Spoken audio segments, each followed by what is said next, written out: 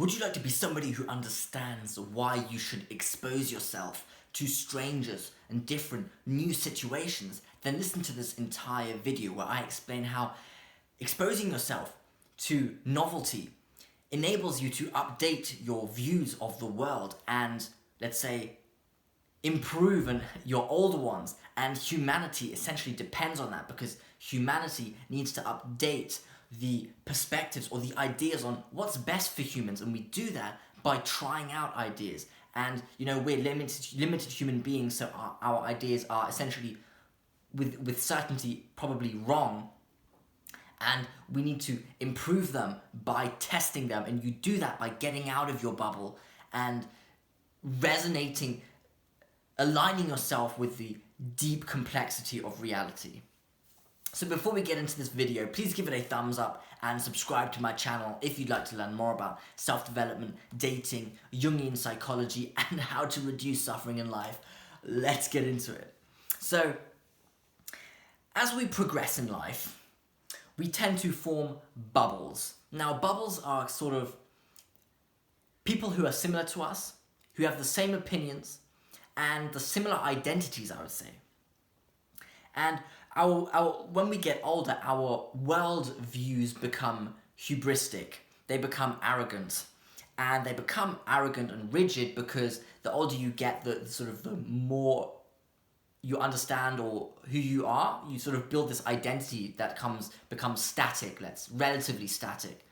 And when you have a static identity, everything outside of it is not your identity, so you have a clear barrier. And you know exactly what you can attribute to yourself and what you don't attribute to yourself. And what you do attribute to yourself, obviously, you want it to be a good thing, and because you have this sort of idea of what is good and you are good, you think you know very clearly what is bad. Yeah. And the risk here is that you run the risk of dissociating. And dissociating is where you detach yourself from reality, because reality is seemingly infinitely multifaceted. It is extremely complex, it's unfathomably complex. And when you have this bubble, you are dissociating, because the bubble is very specific and clear, and reality is not that. Now, an example of how that manifests itself, or how you actually suffer from creating a bubble, is that you become more judgmental. Now, I once made a video on trying to deduce why people are judgmental, and what I realized is the less people know about a certain topic, the more judgmental they are about the topic. Because if you're an expert on a topic, let's say a domain or an expertise, you have prowess in physics or whatever, you'll understand that the topic is extremely complex and you cannot box it in easily. So those people who box things in easily, they just don't understand the topic very well. Now, when you create a bubble for yourself with the same people, same opinions, and you don't expose yourself to anything else, you become more judgmental because you understand less about reality. And that's bad for your mental peace. So the bubble creates an illusion that the world only consists of your bubble, because that is all what you see.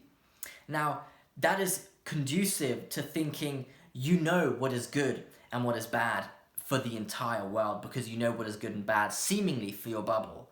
And you think you're like a qualified, credible judge to sort of judge the world. And that actually creates anxiety for you if you create that bubble, because you feel like you need to be in control. And when things don't turn out as you expected them to do, you experience, I think, severe stress, because you are suddenly shocked about the unpredictable way that something occurred in your bubble. Now, the thing is, your bubble is quite idiosyncratic. Like, your bubble is very specific and small if you compare it to the universe or the rest of the world. There's a lot more of the chaotic real world than there is of your bubble. And so your bubble kind of pops continuously when it interacts with the universe, because if you think this is the best way to behave, you say like, yeah, it's really important to work 12 hours every day, and that's how you become successful, and everything else is just lazy. Then you go out, you interact with people, and then people realize you're actually quite sort of closed-minded, you're not very accepting, understanding, you're quite judgmental, and they don't like that. So they don't want to hang out with you, and they try to cut off the conversation with you as soon as possible. So your bubble pops. But you don't notice, like, to them, your bubble pops, but your bubble doesn't pop in your eyes because you try to blow it up immediately. You try to find excuses for why they're wrong, they're bad, they just don't know any better, and you're actually still right. I think that happens quite frequently because you kind of, that's the consequence of a rigid identity, I would say. Because you don't want to give up that identity, because once you give up an identity, you don't know who you are, and that's very frightening. Yeah. And you essentially get ostracized, and then you suffer. Now, yeah. And that's a big opportunity. You're giving up. The opportunity cost is that you could be interacting with these people, benefiting from each other's resources, exchanging, and you're not doing that because you're overtly rigid. Yeah. So I can recommend going to events that lie outside of your interests. Expose yourself to a universe and associate. When you expose yourself to the universe, you realize that things are not obvious, things aren't clear. People have different ways of living that seem to be working for them. So there's not one singular obvious way to live that is better than all the others. It's not obvious what it is, or if it even exists. And then you associate, so you become in sync with reality. And that brings equanimity because you accept the complexity of let go. I think this is like a Taoist principle of letting go, so you kind of like let the river flow. And I think that brings a lot of peace to your mind because it's essentially wisdom. Once you realize that life is so complex, planning into the future, like long-term into the future, is not very effective because you change and your environment changes very frequently. So the likelihood of your goal still being relevant to you is close to zero. And that's wisdom. You start to, what it is you shift a focus on outcomes to the process. Because the outcome is like, I want to achieve this goal, I want this and this and this. And in order to succeed in getting those things, your environment needs to bring them to you, kind of, or you need to create them. It's very environment dependent. Now, because the environment is so complex and shifting, the likelihood of you actually getting those things is quite small, actually. So it's a lot better to actually just align yourself with the environment and let the process guide itself naturally. And this doesn't mean you should sort of have no goals, have no ambitions. You should be ambitious, diligent, industrious, but let go of goals, and especially identifying with goals. Yeah, so it's the beginning of wisdom, knowing that the reality is very complex. And you'll judge less, as a matter of fact, because you'll understand that you cannot judge things. Yeah.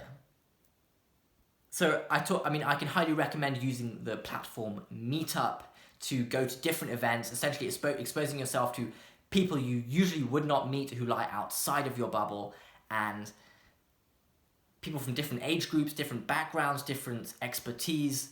That's super effective, super useful. So I've been doing that recently, going to strange, weird events, meeting new people, exchanging numbers, hanging out. Super, super cool. Now, this is, if we can boil it down to this process, and this is the punchline of why it's so important to expose yourself to different people, because we all have worldviews and we have a limited cognitive capacity, so we're not able to fully sort of interpret reality with 100% accuracy. We just can't do it. Now, a lot of suffering stems from that limitation. It's essentially ignorance, and Buddhism actually thinks evil is a consequence of pure ignorance, essentially. So the way we move away from suffering and evil is to become more wise, more knowledgeable. Okay, well, how do we do that? We essentially need to update our worldviews to become incrementally more accurate more accurately representing the underlying structure of reality. And you do that by testing your worldviews in real life. Let's say you have this idea like, people will like me if I'm really confident and maybe a little bit arrogant, and you try that out. Then you go out into the world, you interact with people, and you're a bit arrogant, you're very confident in yourself, or seemingly confident, and people actually don't want to hang out with you. They don't want to talk to you. You notice that by, their social cues. You realize, okay, well, maybe I'm doing something wrong then. So then you say, okay, maybe I'm too arrogant. Then you go out again and you're less arrogant, you're more generous, or more encouraging towards other people, and then people like that, and you say, maybe this is good actually. So you updated your worldview, your map of reality, and that is key. That is so important to finding well-being, meaning, and reducing suffering in life. Yeah. So it's that process at the individual level of updating your map of reality to become more accurate, and a map that enables you to reduce suffering and find meaning. And if that happens at the individual level, you can abstract that out onto a societal level, and society will transform itself if each individual does that. If each individual gets outside of its comfort zone, it broadens its horizon. And the thing is, a lot of people don't do that because it is quite frightening, because they have this rigid identity. They think this is how the world works, and everything else is explained by their worldview, but it's not. And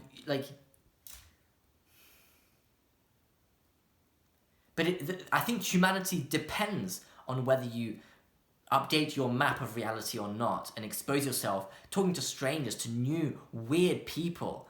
That's so important. Exposure, because it's the basic process of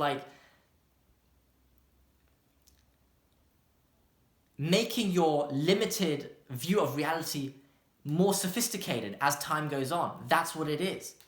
And you need to do that. And don't get caught in bubbles.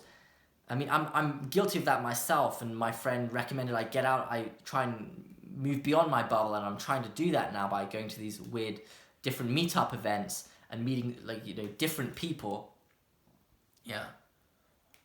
You need that exposure. It's so crucial. So in conclusion, the reason why you should talk to strangers and expose yourself to strangers in new, different, peculiar situations is because by doing that, you update your view of reality and make it more sophisticated and more understanding of the complexity of reality, and also less judgmental, because you realize you can't box things in, you can't box people in. And a lot of, I think, suffering actually stems from judging and boxing people in, because you think, okay, they're like that, and that's different to me, hence they're some weird species, I don't want to interact with them, they're peculiar, they're doing things wrong. But that's actually quite immature and ignorant. And if we can move beyond that, we can reduce the aggregate level of suffering, I think, very simply. Yeah, so use Meetup to find, it's a great platform to finding different groups of people who with different kind of interests that really are beyond your own, maybe passions, but you can always learn something from talking to someone new. It might not feel profound, but it is a profound idea that you always learn something new from a new person. It's gobsmacking, insane. So please leave a comment below whether you've tried getting out of your comfort zone and meeting new, strange, weird people before, or going to weird, different, new events, or what kind of value that has brought you. So I hope you enjoyed this video. Please give it a thumbs up and subscribe to my channel if you'd like to learn more about self-development, dating, Jungian psychology, and how to reduce suffering in life. Thank you for listening.